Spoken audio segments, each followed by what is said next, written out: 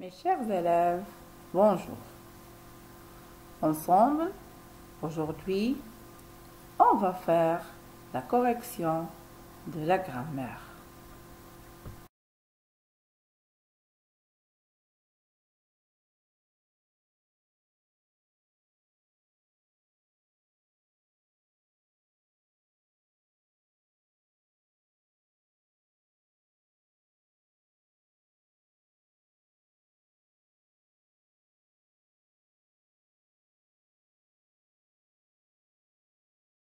On commence par la première question.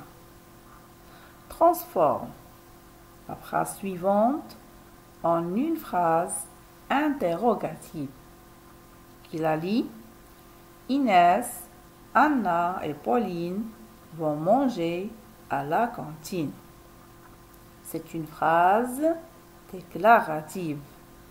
Elle nous donne une information. Elle commence par la majuscule et se termine par un point simple.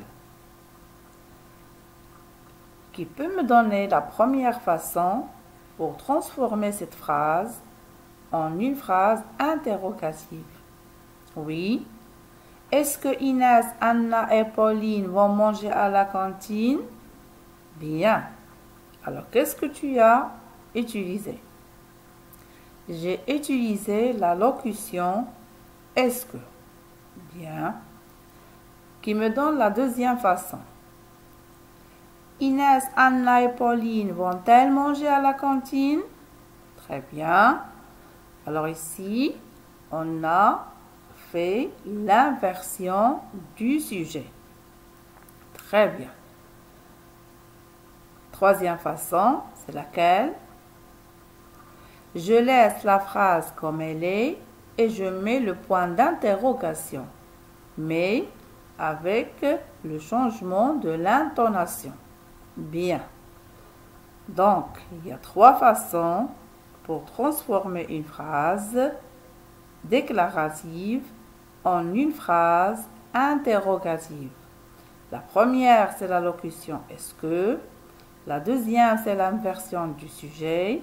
Et la troisième, laisser la phrase comme elle est et mettre le point d'interrogation. Passons à la deuxième question. Écris cette phrase à la forme négative. Je suis toujours contente de revoir mes amis. C'est une phrase affirmative. Je veux la transformer maintenant en phrase négative. Qu'est-ce que je vais dire? Je ne suis jamais contente de revoir mes amis. Bien.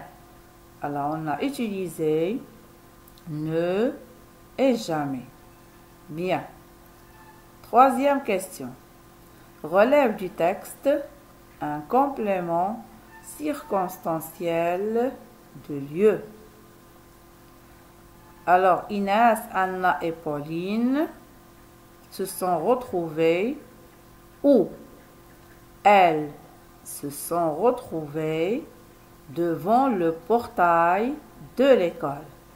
D'accord? Devant où? Devant le portail de l'école. Et vont où? Elles vont vers la cour de récréation. Alors, pour trouver le complément circonstanciel de lieu, on pose la question où, d'où, vers où, par où, etc. Très bien. Quatrième question. Souligne le complément d'objet direct dans la phrase suivante.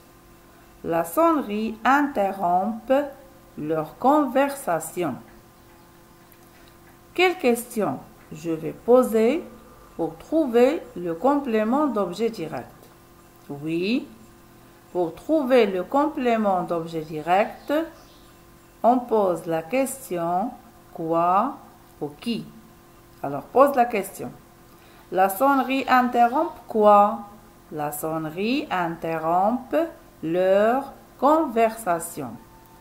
Alors, leur conversation, c'est un complément d'objet direct. C'est un constituant obligatoire qu'on ne peut ni supprimer ni déplacer. Bien. 5e question. Remplace les mots soulignés par les pronoms qui conviennent. Inès raconte sa journée à son père. Alors, qui peut poser la question? Inès raconte quoi? Inès raconte sa journée. Donc, c'est un complément d'objet direct.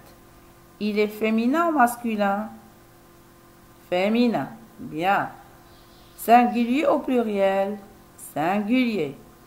Alors donc, je vais le remplacer par la.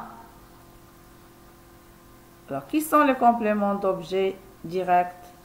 Oui, le, la, les, L'. Bien. À son père.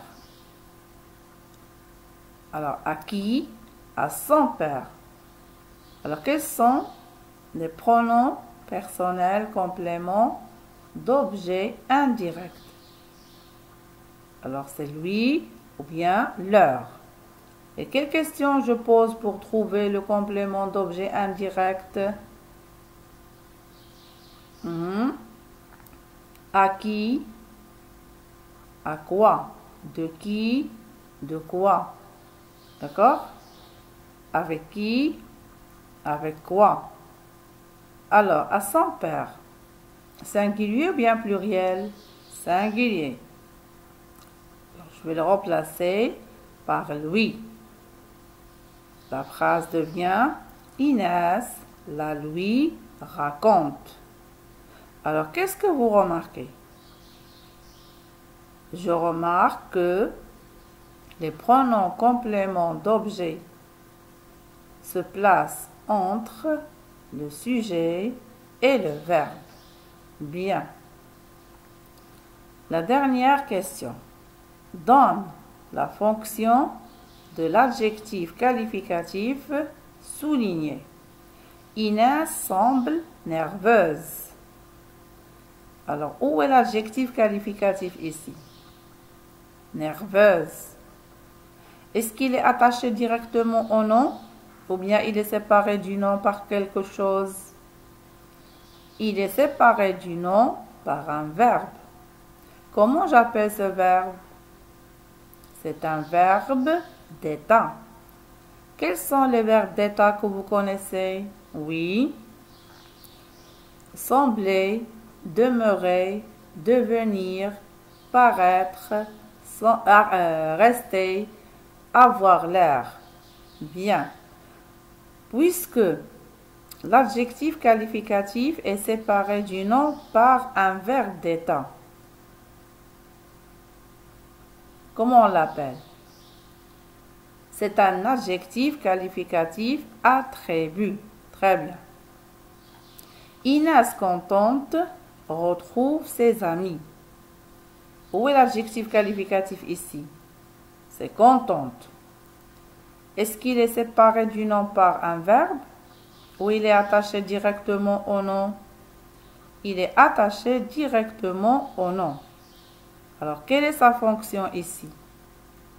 Oui, c'est un adjectif qualificatif épithète. Bien.